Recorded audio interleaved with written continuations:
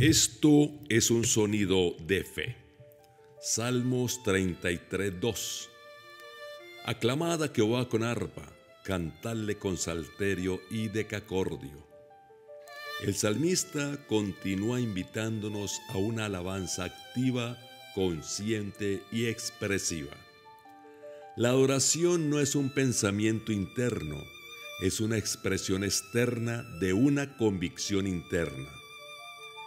Cuando David menciona instrumentos, no lo hace para hablar de música, sino para hablar de intencionalidad. Dios no busca sonidos perfectos, sino corazones encendidos.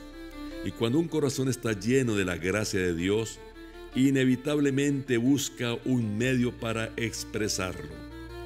La alabanza no es adorno espiritual, es un lenguaje de victoria, una respuesta de fe y un acto que mueve el mundo invisible. El versículo dice: aclamad a Jehová con arpa. La palabra aclamad significa también dar gracias con las manos extendidas, hacer proclamación, confesar con voz alta. El arpa era un instrumento de cuerdas usado en celebraciones y profecías. La idea central: expresen públicamente su gratitud a Dios. El versículo continúa diciendo: cantadle con salterio. El salterio producía un sonido fuerte y vibrante. Su presencia indica alabanza robusta, no tímida. Y decacordio, un instrumento de 10 cuerdas, y en la literatura hebrea el número 10 habla de plenitud, totalidad, completitud. En otras palabras, alábenlo con todo lo que tengan. No es un mandato musical, sino espiritual. Ahora, la palabra de fe resalta verdades muy claras en este versículo. La alabanza debe ser intencional. David no dice: si sienten ganas, dice: aclamad. La fe se expresa aunque las circunstancias no cooperen. La alabanza es un acto corporal. Alzar manos, tocar instrumentos, levantar la voz, todo tiene significado. Dios diseñó nuestros cuerpos para alinearse con nuestra fe. La alabanza abre la puerta a la presencia manifiesta de Dios. Cuando celebra a Dios con libertad, su espíritu se sensibiliza y su fe se eleva. La alabanza es integral. El decacordio simboliza completitud. Que toda su vida, desde sus palabras hasta sus acciones, sean un instrumento para glorificar a Dios. La alabanza profética es poderosa.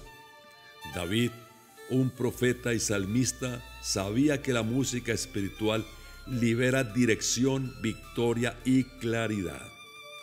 Ahora, Dios no necesita su alabanza para ser Dios. Usted necesita alabar para ver a Dios como realmente es. Cuando usted alaba, su enfoque cambia, su espíritu se abre, su fe se eleva, sus cargas se sueltan, sus pensamientos se ordenan, su corazón se llena de paz. Dios no está pidiendo instrumentos musicales, está pidiéndole que ponga todo su corazón en alabanza. La gracia produce adoración porque la gracia revela su belleza. Algunos versículos relacionados. Salmos 92, 1 al 3.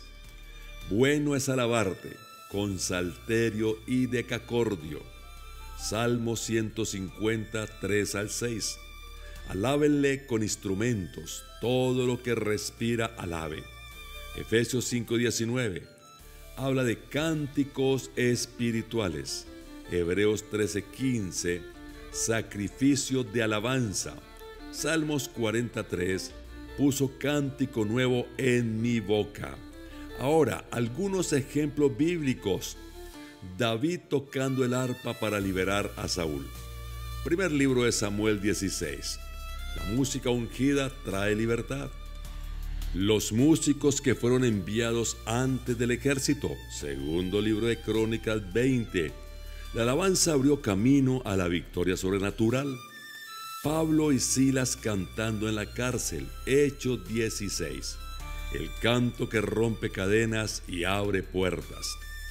Los levitas ministrando con música profética, primer libro de Crónicas 25. La oración guiada por el Espíritu trae dirección y claridad. Ahora quiero ayudarlo.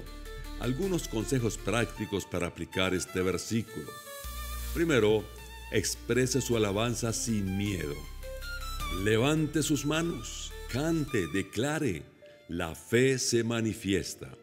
Segundo, use la alabanza como un arma espiritual. Tóquele a Dios una melodía aunque su alma no tenga ganas.